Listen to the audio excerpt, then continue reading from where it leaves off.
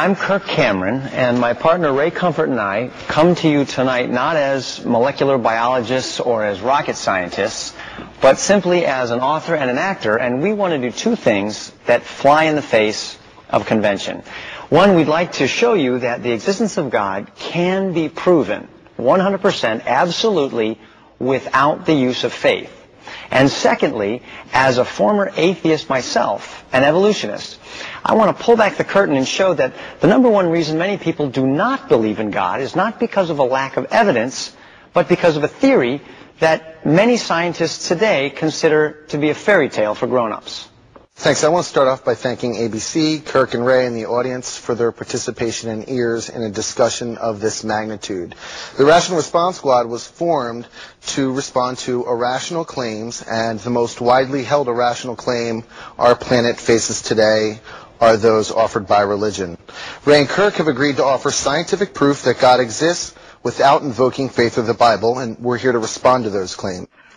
When I look at a painting, how can I know there was a painter? Well, the painting is absolute 100% scientific proof there was a painter. You can't have a painting without a painter. I don't need faith to believe in a painter. All I need is eyes that can see and a brain that works. And as I said, you might say, well, that's not scientific. What you need is a controlled laboratory testing. It needs to be observed. Okay, we could put a dozen scientists in a laboratory and tell them to observe this painting. And I'm sure, after a while, they would come to the conclusion that there was a painter that painted the painting.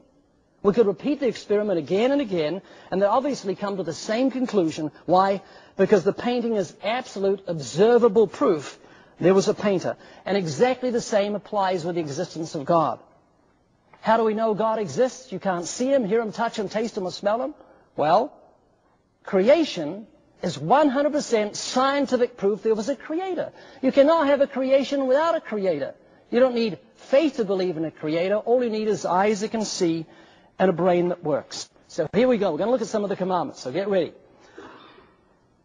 Have you ever told a lie? Have you broken that commandment? I'm not talking about discretion. You know, when Grandma's 115 and she said, Grandma, you look just gorgeous. I'm not talking about discretion. I'm talking about a bold-faced lie. Have you ever lied? So if you've lied, what does it make you? It makes you a liar. Another commandment, you shall not steal. Have you ever stolen something? Irrespective of its value. If you've taken something that belongs to someone else, then you're a thief. Here's another commandment. You shall not take God's name in vain. Have you ever used God's name in vain?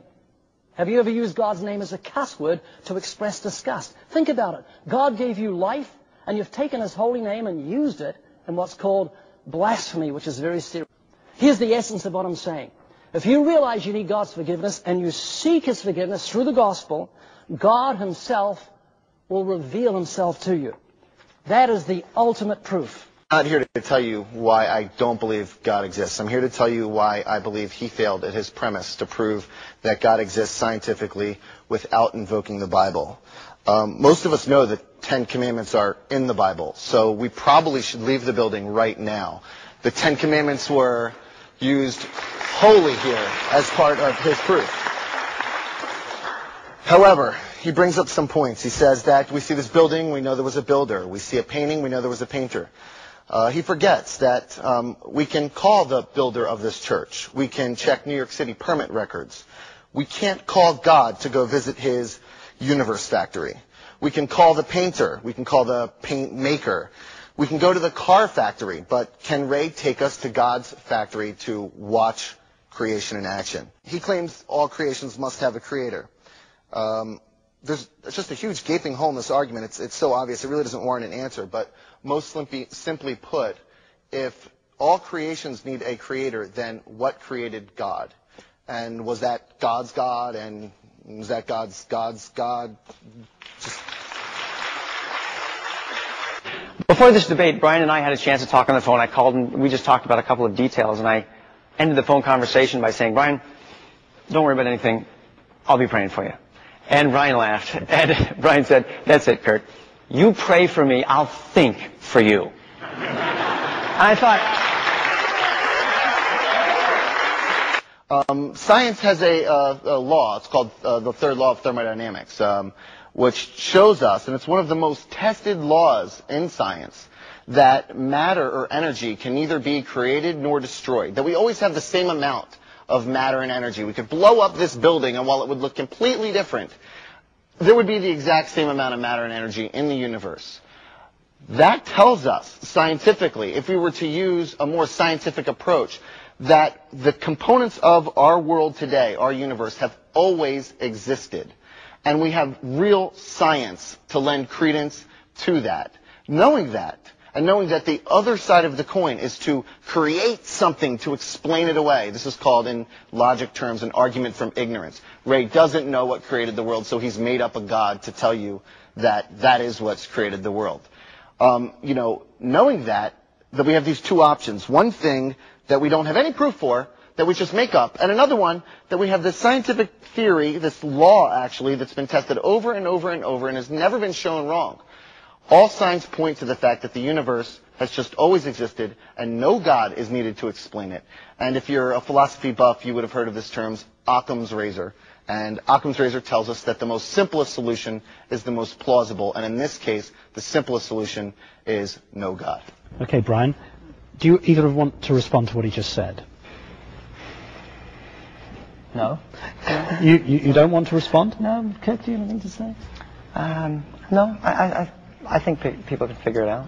But Brian's point that you have this philosophy about having a creator, but it breaks down at the point at which you talk about God. And that's fundamentally inconsistent with the argument that you're making. If you're going to keep going back to the beginning, you've got to go back all the way and say something's got to be infinite. You keep going back and saying, what made that? What made that? Well, the universe is infinite. But you're going to say, who made the universe? If nothing. If God can be infinite, why can't the universe be infinite?